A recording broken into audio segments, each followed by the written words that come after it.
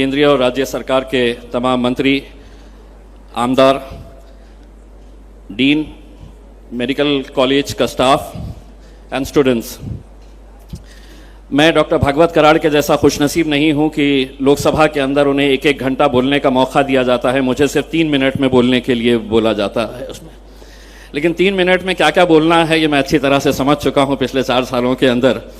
मैं गिरीश महाजन जी आपको बताना चाहता हूं कि आज ये डोनेशन का, बॉडी डोनेशन का जो आपने प्रोग्राम रखा है, हम जिस शहर से आते हैं, मैं आपको उसका एक उदाहरण देना चाहता हूं। आज से तकरीबन 1.5 साल पहले संजोग बड़वे, इनके पिताजी की डेथ हो गई। घर में सिर्फ 2 ही लड़कियां थी। ये सोनाली नाम की जो लड़की है, ये जेट एयरवेज के अंदर स्टाफ थी। जब पिता की डेथ हुई तो दोनों बेटियों ने अपने बाप की बॉडी को सीधा यहां पर लेकर आया ताकि उनके बॉडी का इस्तेमाल, उनके बॉडी पार्ट्स का इस्तेमाल किसी दूसरे पेशेंट को हो सके। उन्होंने डोनेशन का काम यहां पर किया है। तो हम उस शहर से आते हैं जहां पर एक दूसरे की मदद कैसे की जाती है, मरने के बाद भी लोग कैसा एक दूसरे का सम्मान करते हैं, जीने का मौका देते हैं। गिरीश महाजन जी, मैं 2-3 बातें आपको रखना चाहता हूं। इस घाटी अस्पताल के अतराफ में आज से 3 साल पहले महज 7 मेडिकल स्टोर्स हुआ करते थे। आज इस घाटी अस्पताल के अतराफ में 26 मेडिकल स्टोर्स है। दूर दूर तक कहीं पर भी कोई भी बड़ा हॉस्पिटल नहीं। तो ये मेडिकल स्टोर्स को बिजनेस कहां से मिल रहा है? तो बिजनेस यहां से मिल रहा है। मैं आपका सबसे पहले धन्यवाद इस बात के लिए देना चाहता हूं कि आपने हैफकिन को बंद करने का जो निर्णय लिया है वो वाकई में बहुत ही अच्छा और बढ़िया निर्णय है, क्योंकि हैफकिन की वजह से गरीब पेशेंट्स को जो दिक्कतों का सामना करना पड़ रहा था, पेशेंट आता था और डॉक्टर चिट्ठी लिख के दे देता था कि जाइए बाहर मेडिकल स्टोर है और उस मेडिकल स्टोर के ऊपर आप जाकर मेडिकल दवाइयां खरीद कर लेकर आइए। घाटी के अंदर कौन लोग आते हैं आप अच्छी तरह से जानते हैं। ये सिर्फ मराठवाड़ा नहीं बल्कि पास पड़ोस के उत्तर महाराष्ट्र के भी कई सारे जो पेशेंट्स हैं उनको केटर करता है।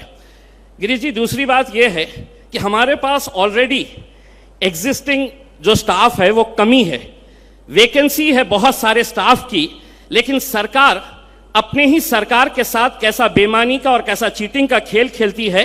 13 मार्च के दिन आपकी मिनिस्ट्री ने एक नोटिफिकेशन जारी किया कि यहां के 47 डॉक्टर्स को कहा गया कि वहां पे नेशनल मेडिकल कमीशन सी का इंस्पेक्शन होने के लिए जा रहा है। जब तक वो टीम नहीं आती है तो 47 डॉक्टर्स अलग अलग हॉस्पिटल से वहां पर टेम्पररी जाए, वहां पर इंस्पेक्शन हो जाए तो वापस आ जाए।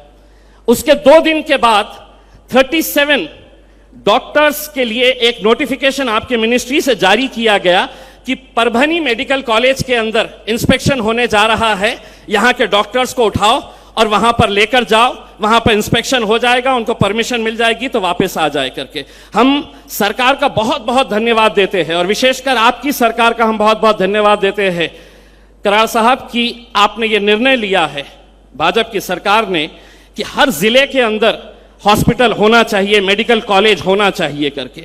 लेकिन सवाल यह है कि अगर जो एग्जिस्टिंग है, अगर उन्हें ही वहां पर पढ़ाने के लिए डॉक्टर्स नहीं है, इतने सारे वैकेंसीज है, तो सिर्फ इमारतें बनाकर कोई काम नहीं होने वाला है।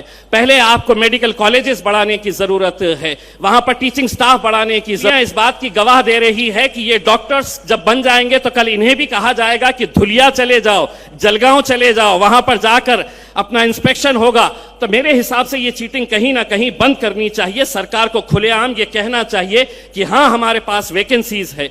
दूसरी बात यह है, मैं वकील नहीं हूं, लेकिन गिरीश जी मैंने हाईकोर्ट के अंदर एक PIL फाइल किया हूं।